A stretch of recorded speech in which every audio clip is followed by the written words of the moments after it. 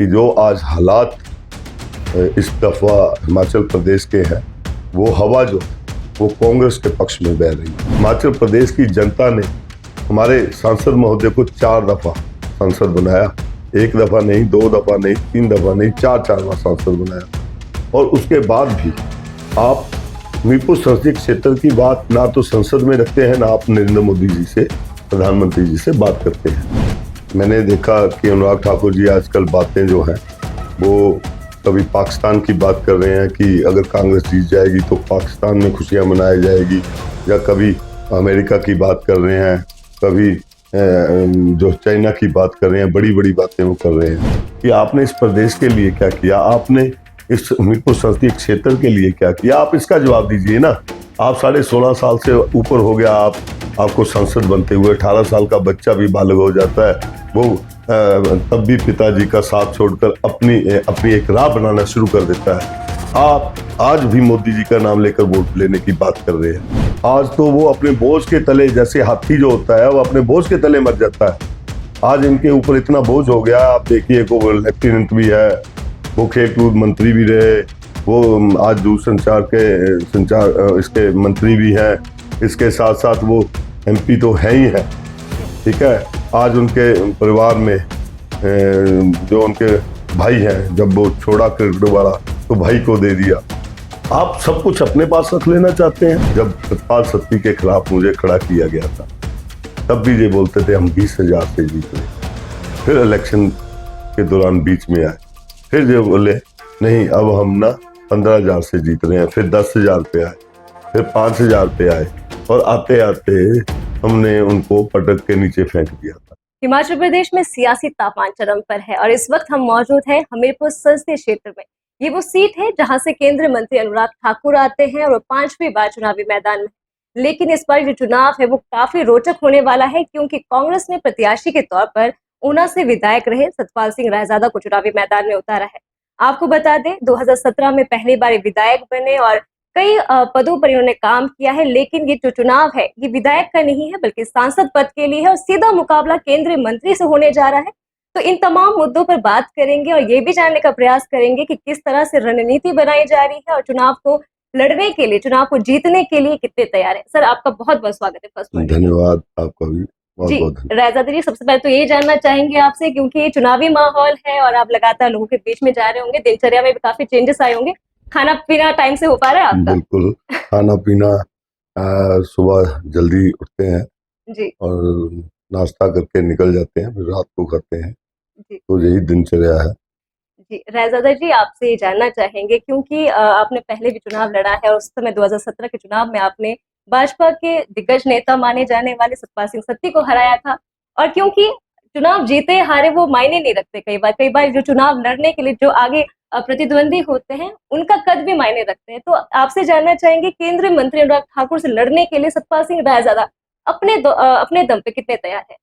निश्चित तौर पे तैयार हूँ पूरी तरह, क्योंकि आप देखिए जब मैं फर्स्ट टाइम इलेक्शन लड़ा मैंने, जी उस वक्त सतपाल सत्ती जी चुनाव मैदान में थे। वो 12,800 से कांग्रेसी प्रत्याशी से जीते हुए थे। हमने उस मार्जिन को कम किया पहली दफा, दूसरी दफा फिर हमने उनके खिलाफ चुनाव लड़ा और हमने वो प्रदेशाध्यक्ष थे, और लगातार हिमाचल में 3 दफा लगातार प्रदेश के अध्यक्ष पे रहना वो सतपाल सत्ती ही है। नहीं तो जो भाजपा के प्रदेशाध्यक्ष होते हैं वो 2-3 साल बाद चेंज कर दिए जाते हैं। उनका अपना एक कद है और जमीनी तौर पे नेता है वो, इसमें कोई दो राय नहीं। उनको हरा के विधानसभा में पहुंचे, फिर चुनाव आया, वो हमने लूज किया बहुत थोड़े से मार्जिन से। हमने संगठन को दोबारा खड़ा किया, जहाँ के संगठन जो था कांग्रेस का काफी कमजोर था, तो हम संगठन से निकले हुए व्यक्ति हैं, तो संगठन में कहाँ कहाँ कैसे किसको मजबूती देनी है, किस तरीके से संगठन को मजबूत करना है, ये हम जानते हैं। तो निश्चित तौर पर आज मुझे जो है संसदीय क्षेत्र हमीरपुर से जो है मुझे टिकट मिली है, और निश्चित तौर पे ये चुनाव भी मेरे लिए मायने रखता है।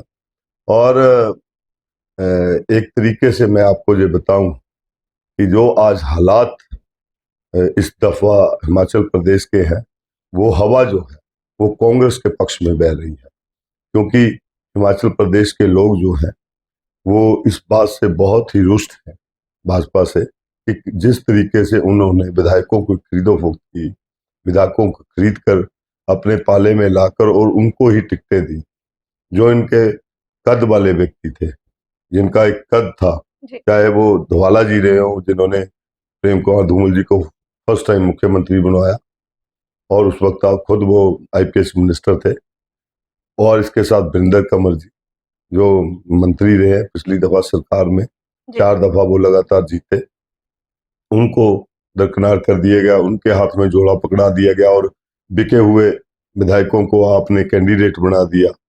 जो जो विधायक बिके उनको कैंडिडेट बना दिया, जो कार्यकर्ता थे भाजपा के वो अनॉयड हुए, जो लीडर थे भाजपा के मंत्री थे वो भी अनॉयड हुए, और ये सारी चीजें देखने के बाद भाजपा के कार्यकर्ताओं में भी एक रोष है, और इसके साथ साथ हिमाचल की जनता जो है वो ये देख रही है कि हमने मैंडेट जो है वो कांग्रेस पार्टी को 5 साल के लिए दिया और आपने 14 महीने के अंदर दोबारा सत्ता प्राप्ति करने की कोशिश की, वो भी पैसे के दम पर। और पैसे के दम पर अगर दोबारा आप आना चाहते हैं और वो जो आपने किसी के मान सम्मान को ठेस पहुंचाई है, तो वो हिमाचल प्रदेश की जनता के मान सम्मान को ठेस पहुंची है। और निश्चित तौर पर आज जो हिमाचल प्रदेश के लोग हैं वो भाजपा के खिलाफ है, कार्यकर्ता भी इस बात को भाजपा के हजम नहीं कर पा रहे हैं, और निश्चित तौर पे इस बार जो है कांग्रेस की हवा जो है वो चल पड़ी है, और इस दफा हम जो 6 की 6 सीटें जो है ये जीतने वाले हैं विधानसभा की, और 4 सीटें जो संसदीय क्षेत्र की है वो भी जीतने वाले। जी, रैज़ादा जी, क्योंकि अभी चुनावी माहौल है, सभी प्रत्याशी मैदान में हैं और देखिए जब भी संबोधन करते हैं तो देखने को ये मिल रहा है कि जो चुनावी मुद्दे हैं वो गायब होते नजर आ रहे हैं। आरोप-प्रत्यारोप तो लगातार लीडर्स एक-दूसरे पे कर रहे हैं। आपसे जानना चाहेंगे किन मुद्दों को लेकर आप जनता के बीच जा रहे हैं? क्योंकि आप ऊना से आते हैं और हमीरपुर के संसदीय सीट के अंदर जो है 17 विधानसभा सीट आती है, तो कौन-कौन से ऐसे स्थानीय मुद्दे हैं जिनको साधने का आप प्रयास कर रहे हैं? देखिए, हम मुद्दों के ऊपर ही लड़ रहे हैं। मैंने देखा कि अनुराग ठाकुर जी आजकल बातें जो हैं वो कभी पाकिस्तान की बात कर रहे हैं कि अगर कांग्रेस जीत जाएगी तो पाकिस्तान में खुशियां मनाई जाएगी, या कभी अमेरिका की बात कर रहे हैं, कभी जो चाइना की बात कर रहे हैं, बड़ी बड़ी बातें वो कर रहे हैं। मैं खुद उनको बार बार हिमाचल के मुद्दों की ओर लेके आ रहा हूँ। मैं उनको बार बार सवाल जवाब कर रहा हूँ, उनसे सवाल कर रहा हूँ कि अनुराग ठाकुर जी अब तो इलेक्शन आ गए, अब तो आप वोट लेने हमीरपुर संसदीय क्षेत्र में आए हैं, यहाँ तो बात जो है आप हमीरपुर संसदीय क्षेत्र की करिए। आपने जब आपदा आई तो आपने क्यों आपदा में हिमाचल प्रदेश के लोगों की मदद क्यों नहीं की? आप क्यों हिमाचल नहीं आए? क्यों आप वहां आकर उनके लोगों की मदद की, हिमाचल के लोगों की मदद की? आपने जलंधर में जाके बोल दिया कि नरेंद्र मोदी हिमाचल को अपना दूसरा घर समझते हैं। मैं उनको ये पूछना चाहता हूँ कि अगर किसी के घर में कोई आग लग जाए और वो व्यक्ति बाहर कहीं बैठा हो, या किसी गांव में कहीं आग लग जाए, या कोई आपदा आ जाए किसी भी तरीके की, तो जब किसी भी व्यक्ति जो बाहर काम कर रहा होता है उसको पता चलता है कि मेरे गांव में कोई समस्या आ गई है, तो वो फोन करके भी पूछता है, वो आकर भी अपने परिजनों की सुध लेता है कि वो ठीक है, उनके ताया चाचा नाना फूफा जो भी हैं वो सब या गांव के लोग कैसे हैं, किस हालात में हैं, उनको किन किन चीजों की जरूरत है, वो आके उनका हाल चाल पूछते हैं। लेकिन अगर नरेंद्र मोदी जी का ये दूसरा घर था या दूसरा घर है आप बोल रहे हैं, तो नरेंद्र मोदी जी आपदा में क्यों नहीं आए? उन्होंने दौरा तक नहीं किया। जो हमारे गृह मंत्री है अमित शाह जी, वो भी नहीं आए। अब इलेक्शन आ गए हैं, वो आएंगे। मैं तो उनसे ये पूछना चाहता हूं कि आप वोट लेने तो हमीरपुर संसदीय क्षेत्र में आते हैं, लेकिन जब हिमाचल प्रदेश के हितों की बात होती है तो आप उनके साथ नहीं करते हैं। आपने देखा होगा, आप खुद भी विधानसभा को जब चलती है तो उसको आप देखते हैं, आप वहां पे भी देखते हैं, आपने देखा होगा कि बार बार भाजपा के विधायक ये कह रहे थे कि स्पेशल सेशन लगाया जाए, इसके लिए स्पेशल सेशन जो विधानसभा का है उसको ऑर्गेनाइज किया जाए। हमने किया। वहां पे जब बात आई कि इसको राष्ट्रीय आपदा घोषित किया जाए और मुख्यमंत्री जी ने एक रेजोल्यूशन पास करके दिल्ली भेजने की बात कही, तो उसमें हिमाचल प्रदेश के भाजपा के विधायकों ने जयराम जी के साथ मिलकर एक ऐसी रणनीति बनाई कि उनके ऊपर सिग्नेचर तक नहीं किए। मैं उनको ये बताना चाहता हूं कि जो लीडर्स होते हैं, जो नेता होते हैं, वो हमेशा अपने प्रदेश के बारे में सोचते हैं। जैसे उत्तराखंड में आपदा आई थी, वहां पे भाजपा की सरकार थी जी। और हम ऑपोजिशन में बैठे थे। वहां जब एक रेजोल्यूशन पास हुआ तो हमारे कांग्रेसी विधायकों ने वहां पे सिग्नेचर किए कि इसको राष्ट्रीय आपदा घोषित किया जाए। राष्ट्रीय आपदा अगर घोषित होती है तो उसमें आपको एक स्पेशल पैकेज केंद्र की ओर से मिलता है, वो तो मिलता ही है, लेकिन उसके साथ साथ देश विदेशों से जो आपको स्पेशल मदद दी जाती है। विदेश के लोग आते हैं, वो देखते हैं कि यहाँ बहुत बड़ी आपदा आई है तो इस प्रदेश की मदद की जाए, तो उसमें हजारों करोड़ों रुपए का जो है वो वहां पे आते हैं और उस प्रदेश के स्ट्रक्चर को खड़ा करने के लिए वो पैसा काम आता है। जैसे उत्तराखंड में आप देखिए कि स्पेशल पैकेज मिलने के बाद और राष्ट्रीय आपदा घोषित होने के बाद उत्तराखंड बड़ी जल्दी अपने पैरों पे खड़ा हुआ। लेकिन मैं इनसे ये पूछना चाहता हूं कि आपको तो वोट मांगने से पहले हिमाचल प्रदेश की जनता से माफी मांगनी चाहिए, क्योंकि हिमाचल प्रदेश की जनता ने आपको विधायक बनाया। हिमाचल प्रदेश की जनता ने हमारे सांसद महोदय को 4 दफा सांसद बनाया, 1 दफा नहीं, 2 दफा नहीं, 3 दफा नहीं, 4 बार सांसद बनाया। और उसके बाद भी आप हमीरपुर संसदीय क्षेत्र की बात ना तो संसद में रखते हैं, ना आप नरेंद्र मोदी जी से, प्रधानमंत्री जी से बात करते हैं। अगर आपने बात की होती तो शायद हमें कुछ ना कुछ मोदी जी द्वारा, प्रधानमंत्री जी द्वारा मिलता। इसके बाद एनपीएस का पैसा जो हमारा दिल्ली में फंसा है, 9,000 करोड़ से ऊपर का वो पैसा है, और वो हमारे कर्मचारियों का पैसा है, वो हमारे हिमाचल प्रदेश का पैसा है। क्या आप संसद में बैठकर इसकी आवाज उठाएंगे? क्या आप आजकल वोटें मांग रहे हैं जगह जगह, क्या आप किसी मंच से ये बोलेंगे कि मैं हिमाचल प्रदेश का 9,000 करोड़ रुपए का जो पैसा है एनपीएस का, वो वापस जो है दिलवाऊंगा केंद्र से? लेकिन वो नहीं बोलेंगे, क्योंकि उनकी नीति ही नहीं है कि वो हिमाचल प्रदेश को अपने पैरों पे खड़ा होते हुए देखना। उनकी नीति है कि बस हम जो है केंद्र के टुकड़ों के आगे देखते रहे, वो हमें टुकड़े डाल रहा है, हमें कर्ज दे रहा, उसके ऊपर ही हम राजनीति करना चाहते हैं। मैं ये बोलना चाहूंगा, इसके साथ साथ अग्निवीर, 3 मुद्दे हैं हमारे। अग्निवीर, केंद्र ने जब अग्निवीर योजना को लागू किया, भर्ती जो योजना है इसकी, उसमें अनुराग ठाकुर जी ने उसका समर्थन किया संसद में। मैं इनसे बोलना चाहता हूं कि आप खुद तो लेफ्टिनेंट बन गए, खुद तो आप लेफ्टिनेंट बन गए, और हमारे जो युवा थे, जो हमारे बच्चे थे, उनको भविष्य के साथ खेलते हुए आपने 4 साल की नौकरी दी उनको, और आप उनको अग्निवीर बना रहे हो। हमारे बच्चों के भविष्य के साथ आप खेलोगे और आप सोचते हो कि हिमाचल प्रदेश की जनता आपको वोट डालेगी। ये कैसे हो सकता है? ये नहीं हो सकता। और मैं हिमाचल प्रदेश की जनता से भी ये गुजारिश करना चाहूंगा कि आप ये भली भांति सोच लीजिए कि आपने किस तरफ खड़े होना है।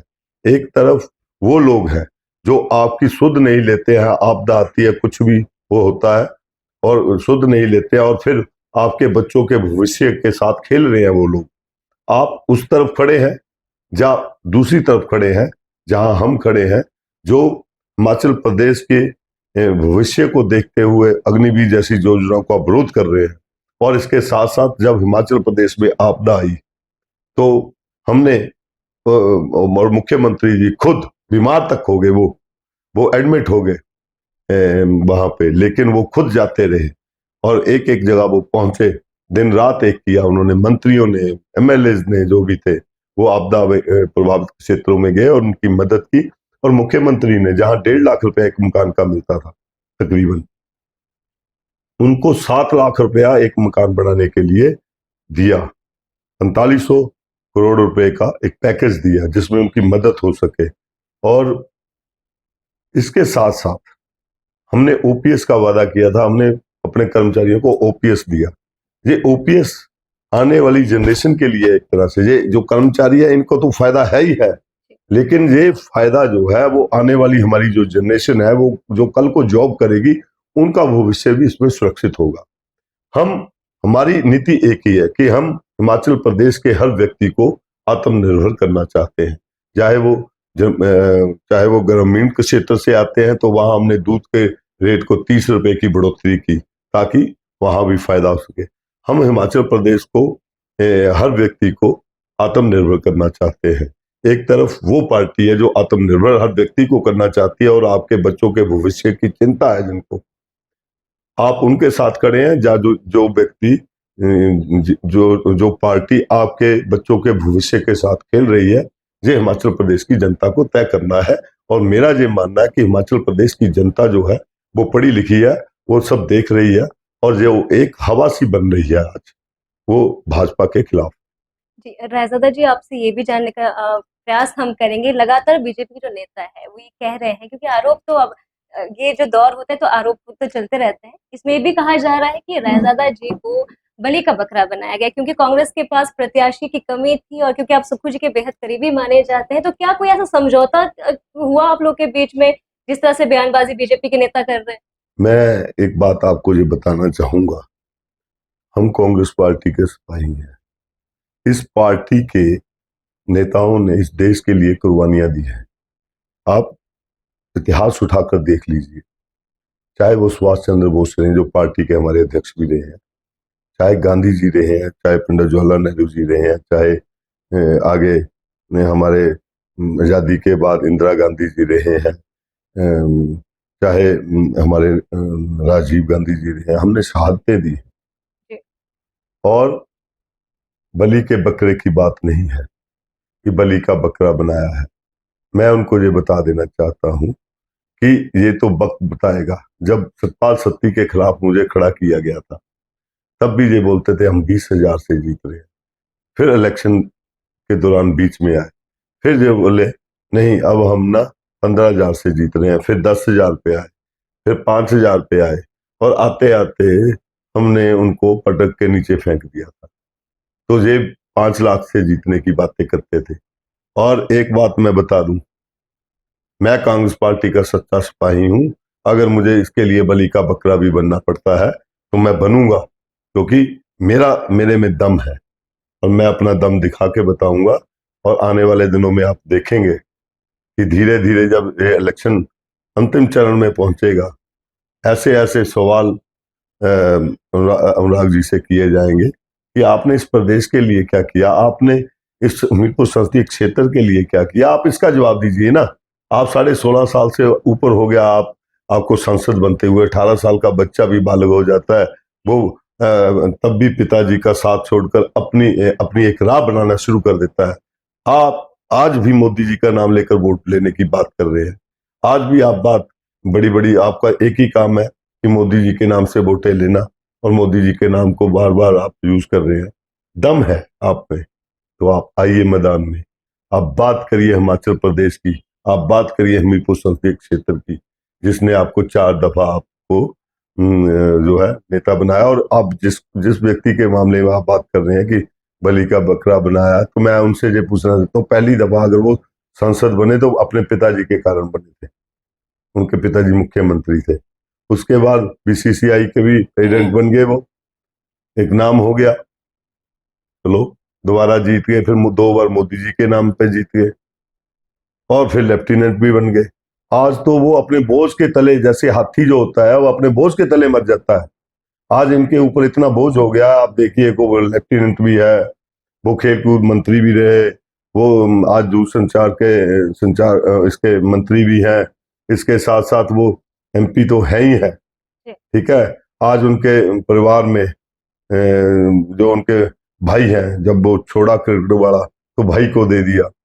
आप सब कुछ अपने पास रख लेना चाहते हैं, लेकिन हमारे जो बच्चे हैं उनके खिलाफ आप जो अग्निवीर जैसी योजना लाते हैं।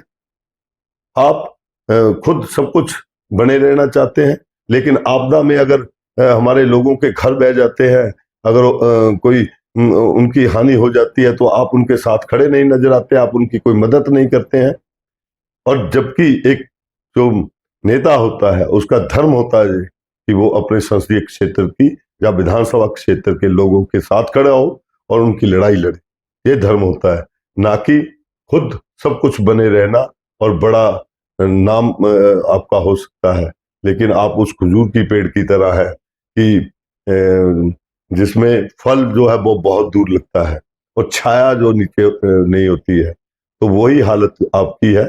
हमें आज हमीरपुर की जनता, जो हमीरपुर संसदीय क्षेत्र की जनता है, उनको ऐसा नेता चाहिए जो उसके धूप में उसको छाया का रूप दे, जब उनको जरूरत हो तब उनको फल भी दे। वो ऐसे नेता की जरूरत है, ना कि बड़ा नेता होना जरूरी है। जी, मेरा दूसरा सवाल था कि सतपाल रायजादा कितने तैयार है, तो आपके आक्रामक रवैये से ये स्पष्ट हो गया कि आप बिल्कुल जोश से लबरेज हैं और बिल्कुल तैयार है। बिल्कुल बिल्कुल तैयार है, और मेरे तैयार होने की बात नहीं है, हर कांग्रेसी कार्यकर्ता तैयार है। और इससे बड़ी बात है कि आज हिमाचल प्रदेश का वोटर तैयार है इनको हराने के लिए, क्योंकि वो देख रहे हैं कि उन्होंने जो बार बार उनको जिताकर गलतियां की है, और वो इस बार गलती जो है वो नहीं दोहराए। जी, इस व्यस्त शेड्यूल से आपने टाइम हमें निकाल कर दिया, आपको बहुत बहुत धन्यवाद सर। अग्रिम धन्यवाद। शुभकामनाएं आपको। धन्यवाद।